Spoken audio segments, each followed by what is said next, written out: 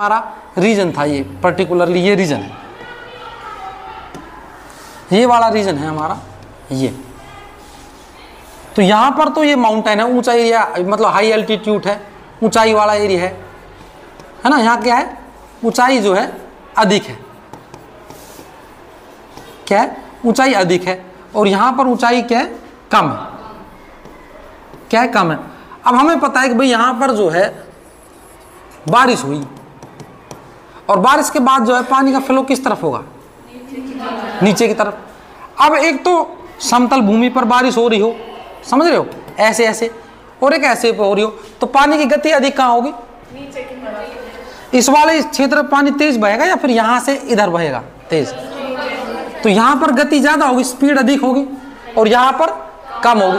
अब इसके स्पीड के ज्यादा होने से क्या क्या इंपैक्ट होंगे, तो यहां पर जो गतिविधियां है, पानी तेज गति से बह रहा है तो क्या करेगा, या मिट्टी को काटेगा वो, यानी कि यहां पर वो इरोजन जो है आपका,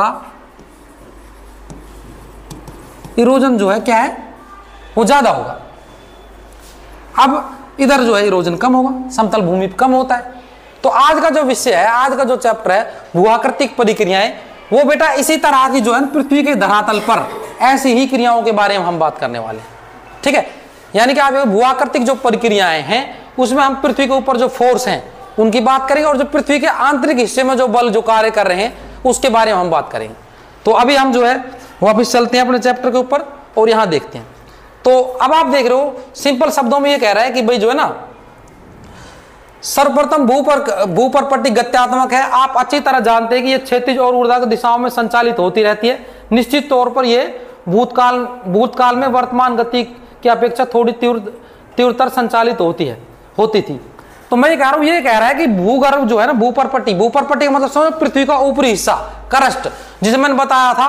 तो क्रस्ट की जब बात आती है तो आपको एक बात पता होगी, मैंने आपको ये डिफाइन किया था कि जो हमारी पृथ्वी है वो लेयरों में, कैसे है वो, लेयरों में, ऐसे लेयर है उसमें, है ना।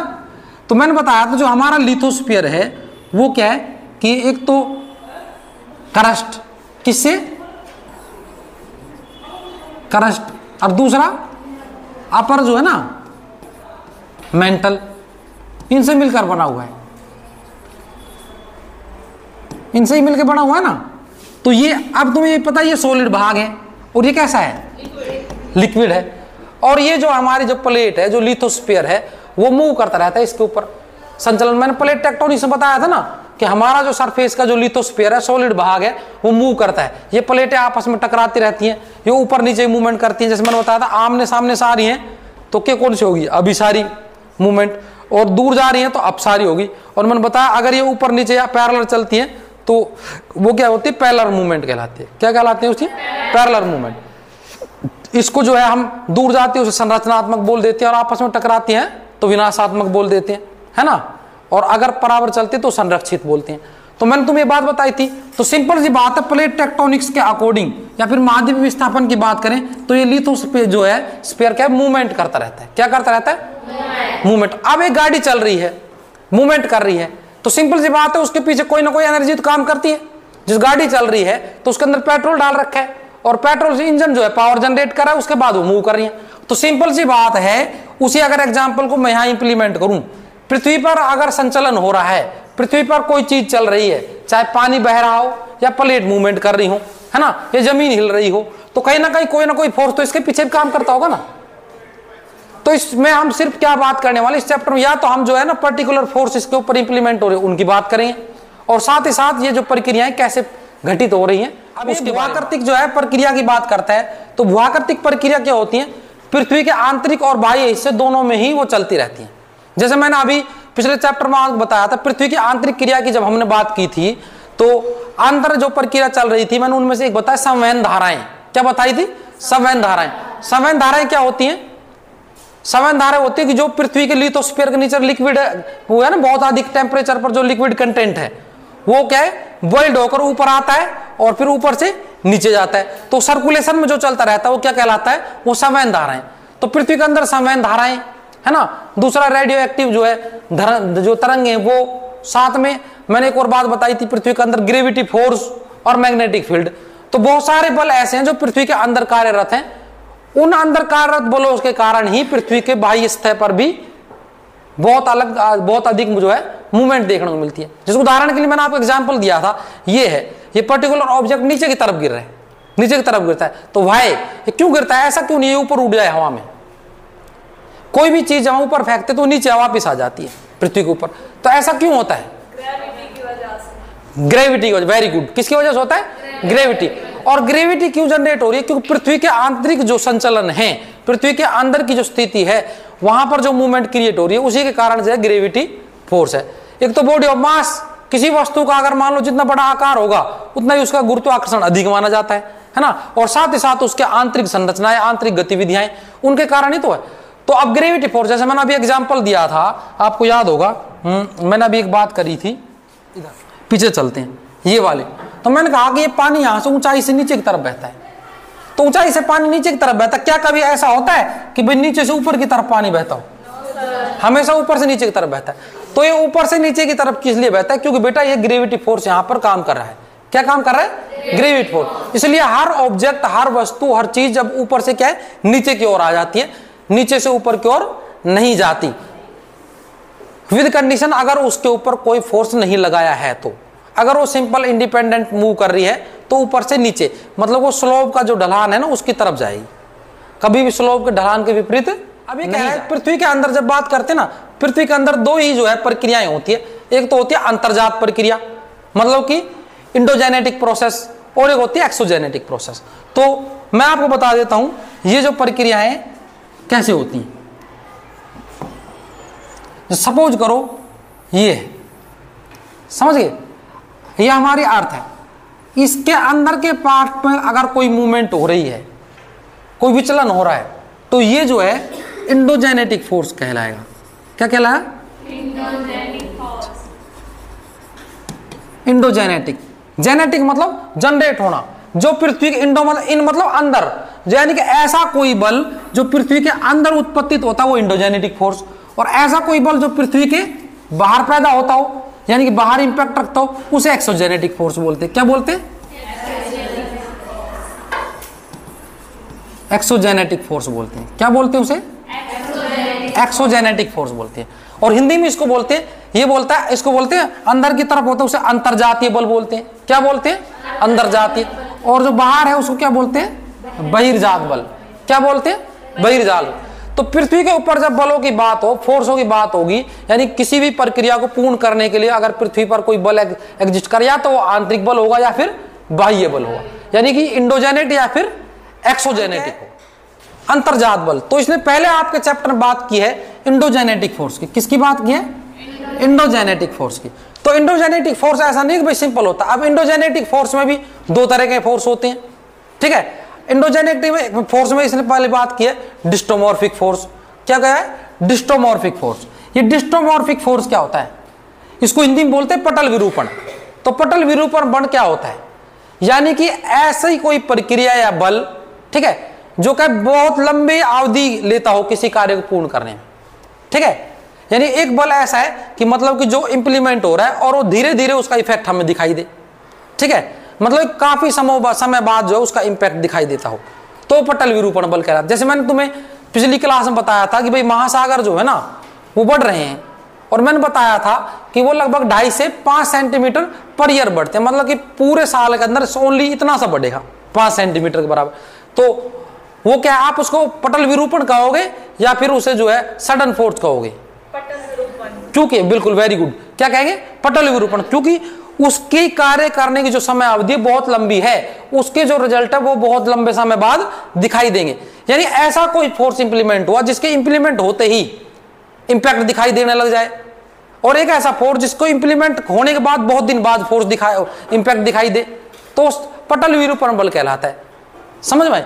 तो एक पटल विरूपण बल तो हो गया जो बहुत अधिक समय लेता हो किसी चीज को करने में। अब दूसरा जो है उसको बोलते हैं सडन फोर्स। क्या बोलते हैं? Sudden force.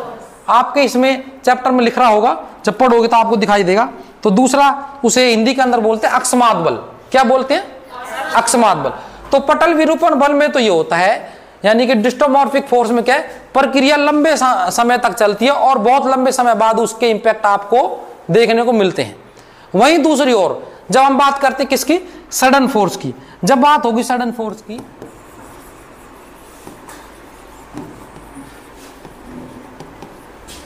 ये दो बल है, डिस्ट्रोमॉर्फिक फोर्स, ठीक है, ये जिसको आपने पटल विरूपण बल बोला है। तो डिस्ट्रोमॉर्फिक फोर्स, मॉर्फिक मतलब हुआ करती, आप ये कह सकते हो कि जब पृथ्वी के धरातल पर जो आकृतियां बनी हुई हैं उसका बहुत लंबे समय में कोई परिवर्तन दिखाई दे तो वो डिस्ट्रोमॉर्फिक फोर्स है, ठीक है। और अगर हमने जो सडन फोर्स है,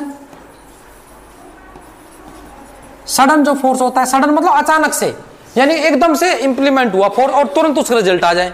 जैसे उदाहरण के लिए मैं बता दूं, सडन फोर्स हम किसे रखेंगे, जैसे भूकंप आया, मतलब कि भूकंप क्या है, प्लेट टकराई और अचानक से धरती हिली और पता लगा कि मकान और दुकान टूट गए, धरती फट गई।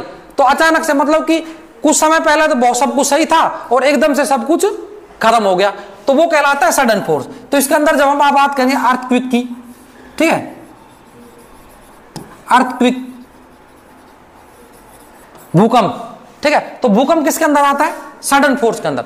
वोल्केनिक इरप्शन अभी तक तो ठीक है, एकदम से जो है धरती फटी और लावा बाहर निकल आया, तो वो वोल्केनिक इरप्शन किस में आ गया, सडन फोर्स के अंदर। परंतु मैंने बताया, अब हमने जब वैगनार थ्योरी पढ़ी थी तो आपको मैंने बताया था कि भाई जो ये इंडिया है ये अफ्रीका के पास से एशिया की तरफ मूव कर गया, यानी कि इंडिया पहले कहां था, अफ्रीका के पास, और वो कहां मूव कर गया, एशिया के पास। मतलब कि अफ्रीका एशिया से क्या एक दिन पहुंच गया था, कितने दिन लगे, लगभग कई करोड़ साल लगे ना। तो ये जो प्रक्रिया है कई करोड़ साल में पूरा हुई। तो अगर हम महाद्वीप निर्माण की बात करें या महासागर निर्माण की बात करें तो वो एक दो दिन में तो होते नहीं है। तो महाद्वीप निर्माण है या फिर महासागर निर्माण है, उनके निर्माण की जो प्रक्रिया है बहुत लंबी होती है, ठीक है। तो वो किसके अंदर आएंगे, पटल विरूपण बल में। किस में आते हैं, पटल विरूपण बल में। और जैसे भूकंप है और वोल्केनिक इरप्शन है, ये क्या अकस्मात होते, चंद सेकंड में सब कुछ ध्वस्त कर देते हैं। तो आपका अर्थक्वेक है और साथ में वोल्केनिक इरप्शन है, ज्वालामुखी उद्गार है, ये किस में आएंगे, सडन फोर्स में। तो आपको ये याद रखना है जब भी आप पढ़ रहे हो तो दो तरह के फोर्स पृथ्वी के ऊपर होते हैं, एक एक्सोजेनेटिक और एक्सोजेनेटिक। एक्सोजेनेटिक जो पृथ्वी के ऊपर होते हो, इंडोजेनेटिक जो अंदर होते हो।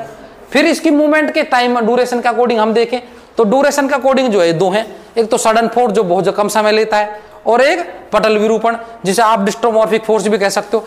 डिस्ट्रोमॉर्फिक फोर्स में किसी भी प्रक्रिया को पूर्ण करने की समय अवधि अधिक होती है, समय ज्यादा लगता है, किसमें, डिस्ट्रोमॉर्फिक फोर्स में या फिर पटल विरूपण बल में। और वहीं दूसरी ओर सडन फोर्स या फिर अकस्मात जो बल होता है उसमें किसी भी प्रक्रिया को पूर्ण होने में कम समय लगता है और उसके इंपैक्ट जो है रिजल्ट बहुत जल्दी दिखाई देते हैं। अब हम बात करते हैं, देखो इसमें ज्वालामुखी का भी एग्जांपल दे रखा है।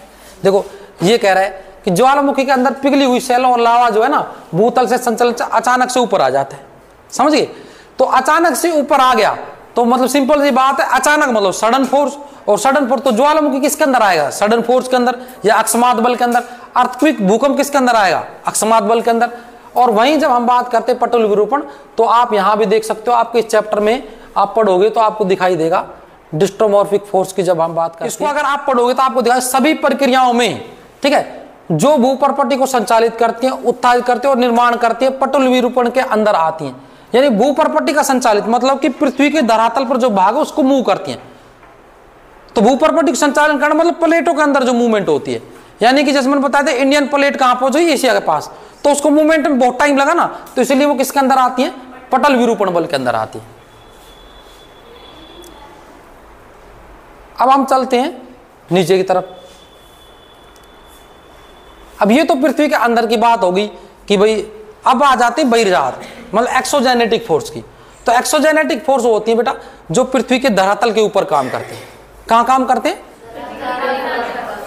मतलब एंडोजेनेटिक तो होते जो अंदर जो हमें दिखाई नहीं देते पर उनका परिणाम हमें दिखाई देता है। एक्सोजेनेटिक है जो हमारे आंखों के सामने संचालित होती है। जैसे उदाहरण के लिए मैं आपको देता हूं कि बहुत तेज हवा आई और रेत उड़कर जो है जाने लगा, तो वो जो पर्टिकुलर रे मतलब अपवहन प्रक्रिया, मतलब जो क्या है जब रेत उड़ के जाता है तो उसको क्या बोलते हैं, अपवहन प्रक्रिया।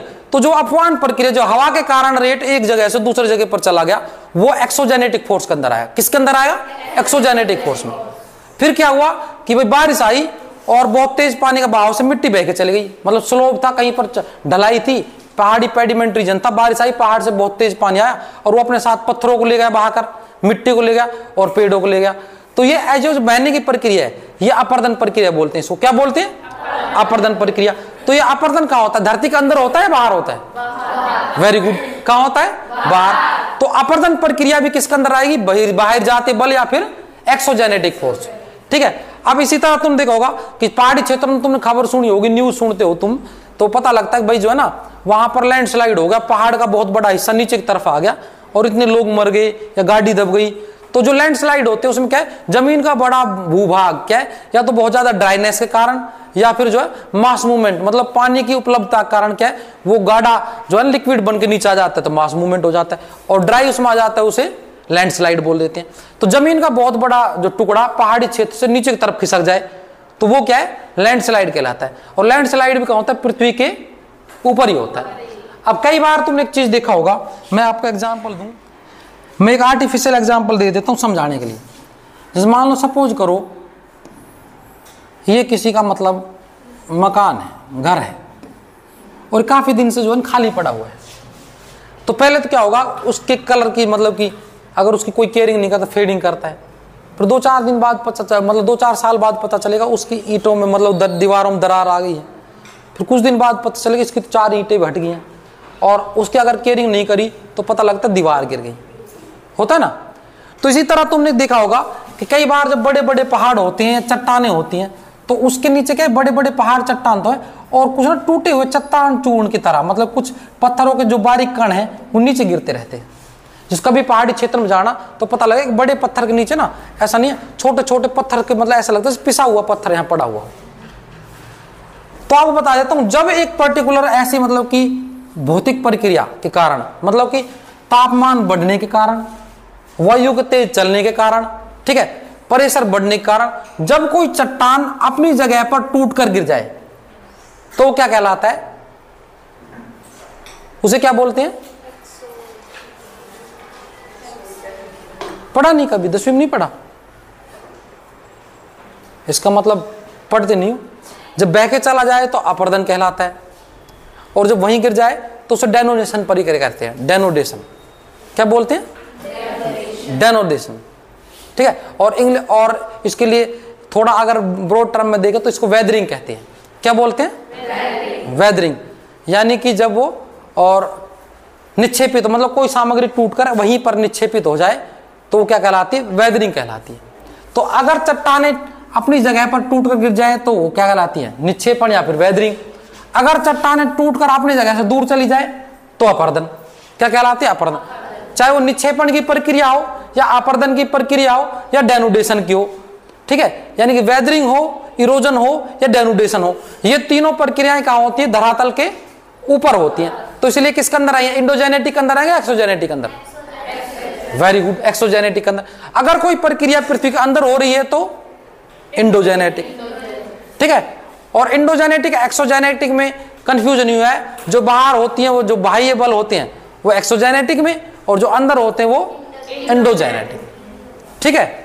और हिंदी में बोलते हैं अंतर्जात बल जो अंदर हो रहे हैं, बहिर्जात बल जो बाहर हो रहे हैं। ठीक है। फिर इसी तरह पटल विरूपण बल जो कम गति से चलते हैं वो पटल विरूपण, और सडन फोर्स जिसे अकस्मात बल बोलते हैं वो जो तेज चलते हैं। अब भूकंप आया तो वो अकस्मात की श्रेणी में। ठीक है। और महाद्वीपों को इधर उधर खिसकना पटल विरूपण कहलाता है। ठीक है। ज्वालामुखी फटना किस में आएगा? Sudden force. Very good. अकस्मात। एक डायग्राम दिखाया हुआ है ना, और अलग अलग जगह की अलग अलग चीजें दिखाई हुई हैं।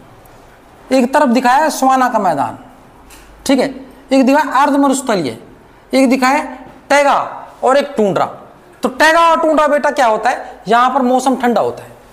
ठीक है। और जब अर्ध मरुस्थलीय क्षेत्र और स्वाना की बात करते हैं यहां पर टेम्परेचर ज्यादा होता है। ठीक है।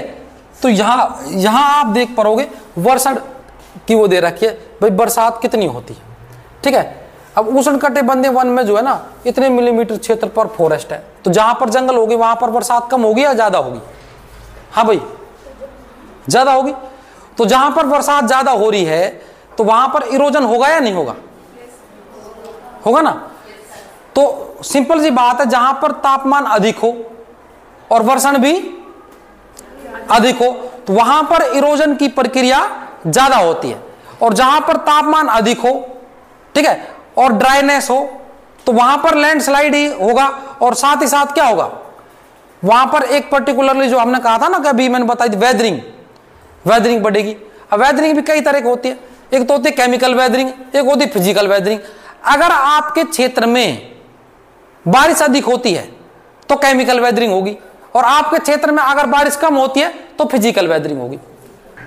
क्योंकि केमिकल वेदरिंग में क्या होता है, चट्टानों के साथ कोई पानी आएगा और उसके साथ वो रिएक्शन करेगा और वो चीजें घुलकर चली जाती हैं, ठीक है। और फिजिकल वेदरिंग में क्या होता है, वहां पर टेम्परेचर और प्रेशर का इफेक्ट होता है। तो आपको एक चीज याद रखनी है, जब भी आप जा रहे हो तो सिंपल सी बात है, इस इरोजन और वेदरिंग को आप देख रहे हो तो आपको एक कंसेप्ट याद रखना है कि फिजिकल वेदरिंग होती है ड्राई रीजन में, और केमिकल वेदरिंग होती है जहां पर ह्यूमिडिटी अधिक हो, जहां पर मॉइस्चर अधिक हो, जहां पर बरसात अधिक होती है।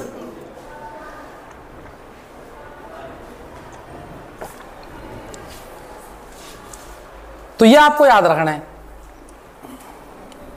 अब देखो आ गया वही क्वेश्चन, रासायनिक अपक्षय की बात की, केमिकल वेदरिंग की बात कर रहे हैं। तो बेटा केमिकल वेदरिंग में क्या होता है, एलिमेंट आपस में क्या है, सोल्यूबल होते हैं, घुल जाते हैं। मतलब कि दो केमिकल आपस में रिएक्शन करेंगे और केमिकल वेदरिंग होगी। तो सिंपल सी बात है, केमिकल तो लिक्विड फॉर्म में मिलेंगे। किस फॉर्म में मिलेंगे? लिक्विड में। तो केमिकल वेदरिंग के लिए मैं आपको एग्जांपल दूं, जैसे आपको एक चीज पता होगी, एक जमीन है, एक मिट्टी की मतलब एक एरिया है, जमीनी भाग है, समझ गए। और मैं आपको एग्जांपल से समझा रहा हूं। मान लेते हैं इंडिया का वो भाग है, हिमाचल का पेडिमेंट, ये हिमालय है, ये आपका हिमालय है। क्या है? हिमालय। तो हिमालय में हिमालय की श्रेणियों में बसा हुआ ना हिमाचल प्रदेश का एक हिस्सा है रोहतांग। क्या हिस्सा है? रोहतांग। उसे हम मान लेते भाई ये जो एरिया इसका नाम रोहतांग है। क्या है? रोहतांग। तो रोहतांग के अंदर जो पहाड़ियां हैं या वहां की मिट्टी है वो क्या है? चूना पत्थर से बनी हुई है। चूना पत्थर से बनी हुई। चूना पत्थर जानते हो? सफेदी वाला पत्थर। उसका फॉर्मूला क्या होता है? Calcium carbonate. पता नहीं उसको क्या बोलते हैं? यानी कि ये चट्टानें कैल्शियम कार्बोनेट से बनी हुई हैं। अब कैल्शियम कार्बोनेट को सफेदी के पत्थर के साथ अगर हम पानी डालें तो रिएक्शन होगी या नहीं होगी? होगी ना। अगर सफेदी का पत्थर बहुत मोटा है और उसमें पानी मिल जाए तो उसके बाद वो पत्थर क्या हो जाता है? गर्म होता है पहले, फिर उसके बाद गल जाता है, मेल्ट हो जाता है, पिघल जाता है, और जब मेल्ट हो जाएगा तो उसके बाद वो बह जाएगा। तो जहां वो जमीन में वो कैल्शियम कार्बोनेट था तो वहां तो बचेगा ही नहीं बचेगा ना। तो सिंपल सी बात है, जहां पर केमिकल रिएक्शन में क्या होता है, केमिकल रिएक्शन अमूमन जो है लिक्विड की प्रेजेंस में होती है, और उसके सबसे बड़ा एग्जांपल ये है जहां चूना पत्थर की मात्रा अधिक है जिस जमीन के अंदर, वहां पर जो है इरोजन और वेदरिंग दोनों केमिकल तरह की होती है। और वेदरिंग का मतलब क्या है? चीजें वहीं जमी रह जाए। मान लो सपोज करो एक ऐसा गड्ढा था और इस गड्ढे की जो है ना मतलब कि यहाँ पर ये सारी सीमाएं क्या है? कैल्शियम कार्बोनेट की चट्टानें थी। इसके अंदर पानी हो गया, भर गया। अब पानी इसके साथ रिएक्शन करेगा, रिएक्शन करेंगे तो ये चट्टानें क्या घुल जाएंगी, तो ये गड्ढा क्या हो जाएगा? अभी साइज इतना था, थोड़े दिन बाद क्या हो जाएगा? इतना बड़ा हो जाएगा, है ना। फिर इसकी चट्टानों यहाँ भी ऐसी हैं, पानी भरेगा फिर क्या होगा? फिर दोबारा बढ़ता चल जाएगा, तो ये चट्टानें खत्म होती चल जाएगी ना। तो इस तरह को बोलते केमिकल वेदरिंग। क्या कहते हैं? Chemical weathering. अब फिजिकल वेदरिंग क्या होता है? जैसे मान लो आपने एक चीज देखी होगी, जब कभी पहाड़ी क्षेत्र में जाओगे तो पहाड़ों के बड़े बड़े पत्थरों में आपने एक जो ना दरार, क्रैक्स देखने को मिलते हैं। वो कैसे होते हैं? वो बेटा दिन के समय में तो सूरज निकलता है तो टेम्परेचर बहुत अधिक बढ़ जाता है, और रात को सूरज छिप जाता है तो टेम्परेचर क्या होता है? कम। तो उसमें इलास्टिकेशन नहीं होता, वो क्या है? भंगुर होती है। और तापमान अधिक बढ़ता है ना तो चीजें फैलती हैं, और तापमान कम हो जाता है तो सिकुड़ती हैं। तो उन चट्टानों में बार बार क्या दिन के समय में फैलना और जो है रात को सिकुड़ने वाली प्रक्रिया चलती रहती है, और वो भंगुर होने के कारण वो टूट जाते हैं और पत्थरों में क्या है? दरारें आ जाती हैं। बिना किसी हथौड़े के मारे हुए देखा होगा आपने, पहाड़ों से पत्थर नीचे गिर जाते हैं। तो उसका कारण यही होता है कि टेम्परेचर अधिक होने के कारण क्या चट्टानें फैलती हैं और सिकुड़ती हैं। तो टेम्परेचर के कारण चट्टानें टूटी हैं तो किस में आएगी? फिजिकल वेदरिंग में। किस में आएगा? फिजिकल वेदरिंग में। तो याद रहेगा ना ये? और जब किसी किसी लिक्विड के साथ मेल्ट होकर या फिर सोल्यूबल होकर वो चीजें चाल जाए तो केमिकल वेदरिंग। अब तुम पता है अगर केमिस्ट्री की प्रोसेस हुई तो केमिकल, और फिजिक्स किसकी बात करता है, फोर्स की, फिजिकल फिनोमेना की, तो वो क्या है, जैसे हमने टेम्परेचर की बात की, प्रेशर की बात की तो फिजिकल वेदरिंग होगी, केमिकल स्ट्रक्चर की बात की तो केमिकल वेदरिंग होगी। अब तुम पता है एक और तरह की वेदरिंग होती है, बायोलॉजिकल वेदरिंग। कौन सी होती है? Biological weathering. हिंदी में बोलते हैं उसको जैवापर्दन या फिर जैव जो है ना निक्षेपण की प्रक्रिया। अब तुमने एक सुना, एक चूहा है और वो मिट्टी खोद के अपने पैरों से नीचे की तरफ गिरता है ना जब अपना बिल बनाता है, तो मिट्टी भी तो चट्टान के रूप में आ गई, तो चूहे ने किसी चट्टान को कुरेद के नीचे पटक दिया तो वो बायोलॉजिकल वेदरिंग होगी। आदमी ने किसी चट्टान को तोड़ के पटक दिया, वो क्या कहलाएगी? Biological weathering. मतलब एक जीव द्वारा चट्टानों को तोड़ा जाए तो बायोलॉजिकल वेदरिंग, ठीक है। टेम्परेचर या प्रेशर की वजह से हो तो वो फिजिकल वेदरिंग, और सोल्यूबल प्रोसेस के थ्रू हो तो केमिकल वेदरिंग। तो वेदरिंग 3 प्रकार की होती है, ठीक है। तो अब हम अपने चैप्टर पे वापस चलते हैं और आप इधर देखोगे केमिकल वेदरिंग के बाद तो कार्बोनेशन की बात की हुई है इसने, है ना, हाइड्रोजेशन की, मतलब जल के साथ जो प्रक्रिया होती है, और घोल और विलय की बात की है, सोल्यूबल की बात की ना, सॉल्यूशन सोल्यूबल की बात की हुई। तो आंध्र प्रदेश का एक जो है ना में भंगीर जो समित ग्रेनाइट के उसका जो है गुंबद है और उसमें इरोजन को दिखाया, फिजिकल वेदरिंग का एग्जाम्पल दिखा रखा है इन्होंने। ये भौतिक अपक्षय की प्रक्रियाओं के बारे में बताया हुआ है, ये टेम्परेचर वगैरह है। अब देखो ये आ गया, तापमान के परिवर्तन और विस्तारण के कारण चट्टानें टूट जाती हैं। तापमान बढ़ गया और फिर कम हो गया तो पहले चट्टान फैली और फिर सिकुड़ गई तो ये टूट जाती हैं। तो ये और इम्पोर्टेंट वो देखते हैं। तो भाई अपक्षय की विशेषताएं इसको नेक्स्ट क्लास में करेंगे, आज के लिए इतना ही है।